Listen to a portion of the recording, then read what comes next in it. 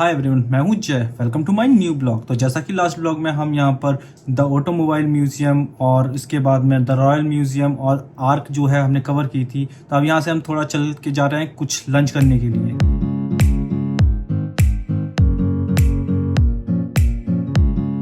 तो थोड़ा सा वॉक करने के बाद में हम पहुंचे यहाँ पे एक बेकरी पे, और जो बेकरी थी वहाँ पे काफ़ी तरह तरह के क्रॉसॉन्ट थे।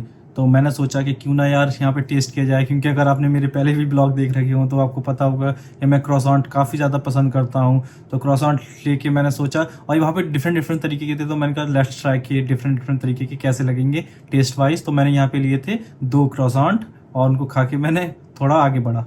चूँकि क्रॉसॉन्ट मैंने केवल टेस्ट के लिए खाया था तो वो फुल मील नहीं था, तो हम यहाँ पे थोड़ा आगे बढ़े और यहाँ पे मिला हमें एक वी एशिया नाम से रेस्टोरेंट, जहाँ पे थे कुछ वेजिटेरियन और नॉन वेजिटेरियन ऑप्शन जो कि हम खा सकते थे। तो यहाँ पर मैंने लिया डम्पलिंग और दूसरा था फ्राइड नूडल्स। तो दोनों ही चीज़ें काफ़ी ज़्यादा स्वादिष्ट और काफ़ी ज़्यादा चीप भी थी और पेट भी काफ़ी अच्छे से भर गया था। थोड़ा सा वॉक करने के बाद में मैंने ली यहाँ पे बस, और मैं जाने वाला हूँ यहाँ पे एक नेचुरल साइंस म्यूजियम है वहाँ पे। उसका अगर पूरा नाम मैं बताऊँ तो वो है royal Belgian of natural science museum. तो यहाँ पे क्या होने वाला है, यहाँ पे हमें मिलने वाले हैं बहुत ज़्यादा स्केलेटन्स।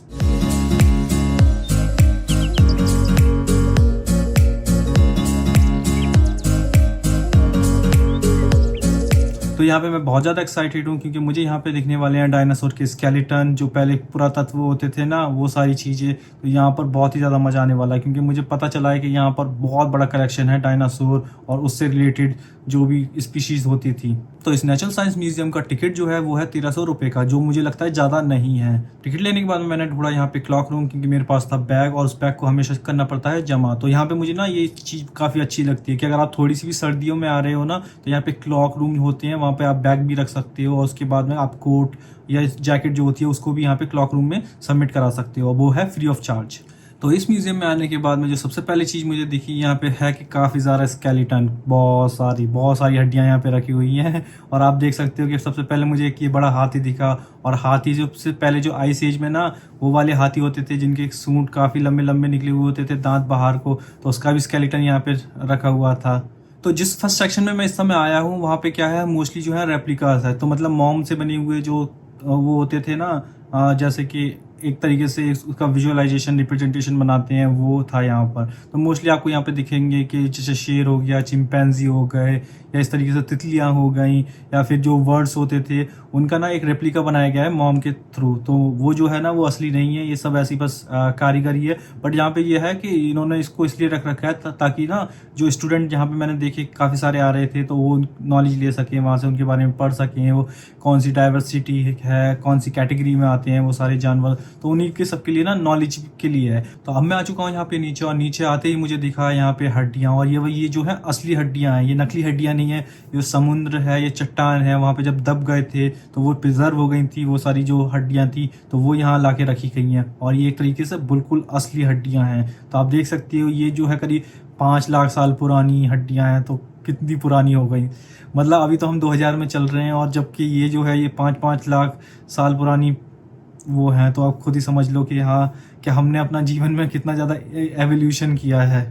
इसके बाद दिखा है मुझे वो जिसके लिए मैं यहाँ पर आया हूँ, वो है डायनासोर का स्केलेटन, और आप भी देख सकते हो कि यहाँ पे कितना बड़ा स्केलेटन है। और यहाँ पे मैं बता दूँ, यहाँ इस जगह की खास बात क्या है कि यहाँ के जो स्केलेटन है ना, पूरे स्केलेटन है। तो ऐसा नहीं है कि आधी हड्डियाँ मिली हैं आधी नहीं है, इन्होंने पूरी की पूरी हड्डियों को कलेक्ट करा है, और कलेक्ट करने के बाद में उनको एक तरीके से यहाँ पर अच्छे से जोड़ा है, और जोड़ने के बाद में फुल फ्लैज जो मॉडल होता है ना, या फिर स्केल्ड जो वाला वर्जन होता है वो बनाया है इन्होंने। ऐसा नहीं है कि स्केल डाउन करा है या स्केल अप करा है, जो भी इसका स्केल आता था, जितने बड़े वो होते थे, उतनी हड्डियों को जोड़ के बिल्कुल सेम टू सेम उसी आकार में बनाया। और आप देख सकते हो उनके पास कलेक्शन काफ़ी ज़्यादा है, जो मैं यहाँ पे दाद दूंगा कि मतलब कि भाई इतने सारे कलेक्शन लेके, क्योंकि दूसरी जगह आप जाओ ना, कहीं और भी म्यूजियम में या कहीं पर भी, तो आपको ज़्यादा से ज़्यादा क्या है कि एक मिल जाएगा, ज़्यादा से ज़्यादा 2 मिल जाएंगे।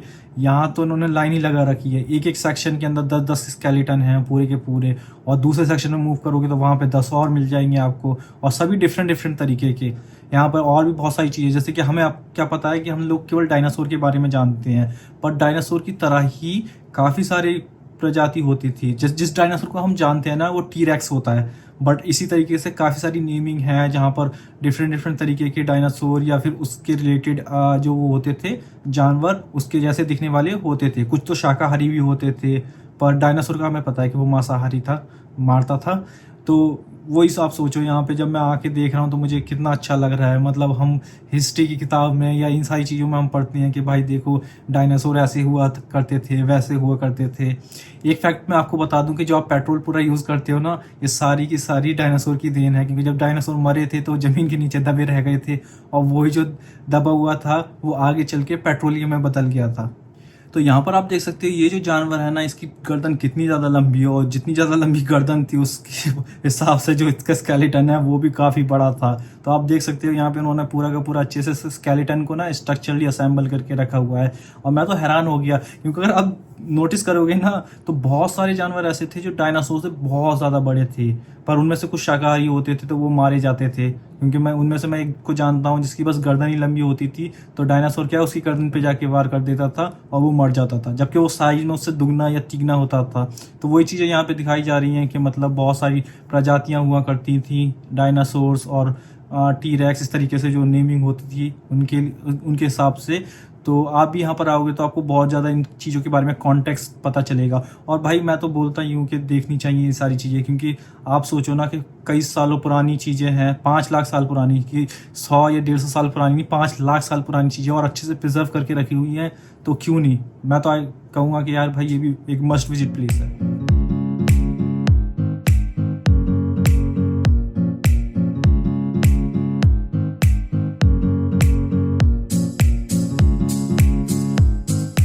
तो इस म्यूजियम में जो मुझे पता चला कि यहाँ पे ऐसा भी नहीं है कि डायनासोर ही हैं। जो पहले सेक्शन मैंने आपको दिखाया था शुरुआत में, दूसरा सेक्शन ये वाला डायनासोर का हो गया। इसी डायनासोर वाले सेक्शन में भी ना एक मरीन लाइफ का भी सेक्शन है। तो इसमें क्या होता है कि जैसे डायनासोर जैसे बड़े बड़े वो होते थे, वो कहाँ रहते थे, वो ज़्यादा ज़मीन पर रहते थे। बट इसमें कुछ और भी थे जो कि समुद्र में रहते थे और बहुत बड़े बड़े होते थे, जिसमें से ना कई तरीके की मछलियाँ हुआ करती थी, या फिर कुछ ऐसे जानवर जो तैर लेते थे और समुद्र में रहते थे।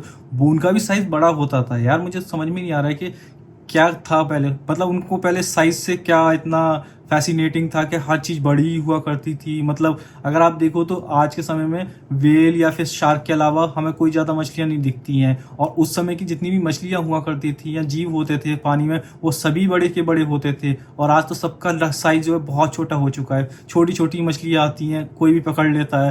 पहले के ज़माने में इतनी बड़ी बड़ी मछलियाँ होती थी कि मतलब कि पूरा का पूरा आपका ना पूरी बिल्डिंग में वो आ जाए एक ही मछली। तो आप समझ लो कि नेचर किस तरीके से वर्क करता है। मतलब हर चीज़ को जो बड़ी होती थी उसको छोटा कर ही देता है। तो मुझे जब लग रहा था कि ये चीज़ें सब खत्म हो गई हैं, तो मुझे पता चला कि अभी यहाँ पर मल्टी फ्लोर है।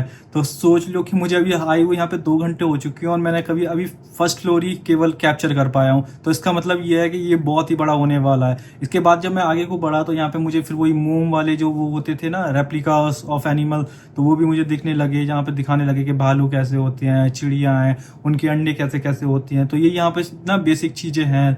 तो मैं तो बोलूँगा हाँ, बेसिक चीज़ें स्किप भी करी जा सकती हैं, कुछ इतना इंपॉर्टेंट नहीं है। जो हमारे लिए इंपॉर्टेंट था वो हमने कवर कर लिया है, वो है डायनासोर का स्केलेटन।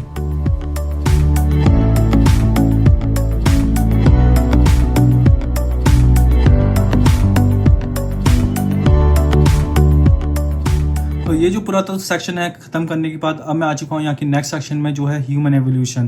तो ये वाला सेक्शन भी मैं आपको बताऊँ बहुत ही ज़्यादा बढ़िया है, क्योंकि यहाँ पर सबसे पहले देखो क्या किया जा रहा है। आपके जो ऑर्गन्स होते थे उनका ना एक पार्ट बाय पार्ट ही सारी चीज़ें रखी हुई हैं, तो आप उनके बारे में पढ़ सकते हो, देख सकती हो कि कैसे चीज़ें वर्क करती थी। फिर यहाँ पे जो सबसे ज़्यादा जो चीज़ मुझे अच्छी लगी ना, तो वो था प्रेगनेंसी के बारे में। तो मुझे मतलब बहुत ज़्यादा नॉलेज नहीं है, और आपको ही पता है कि जो इंडियन स्कूल्स होते हैं वहाँ पे इतनी ज़्यादा आपको नॉलेज या एक्सप्लेन करके नहीं बताया जाता है। तो मैंने यहाँ पे सोचा कि क्यों ना इस वाले जो सेक्शन है इसको अच्छे से एक्सप्लोर करा जाए और बाकी सारी चीज़ें देखी जाए। तो यहाँ पे जो प्रेगनेंसी वाला सेक्शन था, जिसमें होता है कि बच्चे का एवोल्यूशन कैसे होता है, बच्चे बड़े कैसे होते हैं, और मतलब स्टेज 0 से लेके उनका क्या रहता है, तो वो आपको यहाँ पे दिख रहा होगा कि देखो कि कैसे ये चीज़ें ना यहाँ पे रख रखी हैं इलस्ट्रेशन करने के लिए कि हाँ, कि जो बच्चा होता है उसकी फर्स्ट स्टेज क्या होती है, सेकंड स्टेज क्या होती है। यहाँ तक कि उनको एक कंटेनर में दिखाया भी गया है कि देखो फर्स्ट मंथ में ऐसा होता है बच्चा, सेकंड मंथ में ऐसा होता है। तो ये यहाँ पर बहुत सारी चीज़ बताई गई कि हाँ, कि प्रेगनेंसी की शुरुआत से क्या होता है और आखिर तक क्या रहता है। क्या क्या चीज़ें रहती हैं। तो ये वाला सेक्शन मुझे ना काफ़ी अच्छा लगा, क्योंकि यहाँ पे ह्यूमन के बारे में बहुत सारी चीज़ें बताई जा रही हैं। आप खुद ही सोचो ना, हार्ट और ये सारी चीज़ें, और प्लस यहाँ पे जो था ना एक्सपेरिमेंट करने के लिए भी था। तो यहाँ पे एक बॉडी पड़ी हुई थी, उसमें बॉडी मतलब इंसानी बॉडी नहीं थी वो, वैसी प्लास्टिक बॉडी थी। उसमें आप क्या हो सकता है कि आप उसके पेट के एक एक जो पार्ट है उसको निकाल सकते हो, बाद में उसको दोबारा से रख रख के फिट कर सकते हो। तो वहाँ आपको पता चल जाएगा कि हाँ कि लीवर इस जगह होता है, आंतें यहाँ रहती हैं। तो वो तो यार मुझे बहुत अच्छा सेक्शन लगा। और यहाँ पर फिर मैं और भी पढ़ा तो मुझे यहाँ पे कुछ जो थे ना स्केलेटन होते हैं, जो ह्यूमन स्केलेटन, ना कि डायनासोर वाले स्केलेटन, जो ह्यूमन स्केलेटन होते हैं वो भी मुझे यहाँ को देखने को मिले हैं कई सारे। और यहाँ पे भी दिखाया जा रहा है कि आदि मानव जो थे वो कैसे रहते थे, कैसे उनका भी इवोल्यूशन हुआ है। तो इस जगह मुझे ना थोड़ा ह्यूमन के बारे में पता चला, जैसे कि हम जो है ना होमोसेपियन हैं, ये तो हमने भी पढ़ रखा है हिस्ट्री की किताब में, पर ऐसा नहीं है कि केवल हम ही थे। ये करीब 4 तरीके के लोग होते थे। जैसे कि हम होमोसेपियन है, होमो निएंडरथैलेंस करके प्रजाति हुआ करती थी। पर आखिर में क्या हुआ, ओवर द टाइम जो हम होमोसेपियन हैं उन्होंने पूरी दुनिया में कब्जा कर लिया, और हम ही हैं अब इस समय इस दुनिया में। जो अदर प्रजाति थी जो हमारी तरह ही दिखती थी और हम ही जैसे इंसान थे, वो एक खत्म हो चुकी हैं। उसकी कई सारे रीज़न हो सकते हैं कि वो अब हिस्ट्री में जो है एक तरीके से एक्सेप्शन है, अपवाद है कि क्या हुआ होगा क्या नहीं हुआ होगा। पर जो मोस्टली मिलते हैं ना, वो 4 प्रजातियां मिलती हैं जो कि बिल्कुल ह्यूमन प्रजाति हुआ करती थी। बट ओवर द टाइम वो चारों में से 3 जो थी वो वैनिश हो गई हैं, और केवल हम बचे हैं जो हैं होमोसेपियंस। तो अब टाइम हो चुका था इस जगह को बाय बाय कहने का, और अब मैं आ चुका हूँ यहाँ आपके नियरेस्ट मेट्रो स्टेशन पे। तो मैं ये बता दूँ, यहाँ पे मेट्रो जो स्टेशन होता है ना, उसी के ठीक नीचे यहाँ पे रेलवे स्टेशन भी होता है। तो जब हमने लोकेशन डाली ना कि अपने हॉस्टल तक पहुँचने के लिए सबसे बेहतर वे क्या रहेगा, तो इसमें हमें पता चला कि मेट्रो की जगह आप ट्रेन से जाओगे वो सबसे अच्छा रहेगा। तो पर ट्रेन के साथ में क्या पंगा है कि आपको ट्रेन का टिकट अलग से लेना पड़ता है, क्योंकि वो कभी मेट्रो स्टेशन वाले जो कार्ड होते हैं उनमें शामिल नहीं होता है। तो हमने फिर यहाँ पर एक ट्रेन का टिकट लिया, और अब हम जा रहे हैं अपने हॉस्टल वापस। तो ट्रेन स्टेशन से बाहर आने के बाद में हमें करना था डिनर। तो हमने सोचा कि आसपास के किसी रेस्टोरेंट को देख लेते हैं और वहाँ से पैक करवा के अपने हॉस्टल में वापस ले जाएंगे। तो हमें यहीं पास में मिला था एक इंडियन रेस्टोरेंट जिसका नाम था नूर तंदूरी इंडियन और पाकिस्तानी रेस्टोरेंट। पर आप समझ सकते हो ये इंडियन रेस्टोरेंट नहीं था, क्योंकि वहाँ मोस्टली क्या होता है, जो पाकिस्तानी होते हैं वो अपने साथ में इंडियन लगा देते हैं कि ये इंडियन रेस्टोरेंट भी है, बट मोस्टली वो वाले जो होते हैं पाकिस्तानी रेस्टोरेंट ही होते हैं। बट मज़ेदार बात ये थी कि यहाँ पे खाना सस्ता था, और यहाँ पे वेज और नॉन वेज दोनों ऑप्शन अवेलेबल थे। तो मैंने अच्छे से वहाँ पे ना अपने लिए छोले और चावल का एक बॉक्स पैक करा लिया, जो कि मुझे काफ़ी ज़्यादा चीप पड़ा। अराउंड करीब 400 रुपीज़ में मुझे ये पूरी चीज़ पड़ गई, जो कि मैं मानता हूँ कि चीप है। जब आप बेल्जियम में हो तो आप सोच सकते हो कि चीज़ें कितनी महंगी हो सकती हैं। तो अब मैं आ चुका हूँ अपने हॉस्टल मैनेजर में वापस, और मैं यहाँ पे करने वाला हूँ अपना डिनर, जो कि है मेरे छोले चावल। तो फिलहाल इस ब्लॉग में इतना ही। मिलता हूँ आपसे नेक्स्ट ब्लॉग में एक नई डेस्टिनेशन के साथ।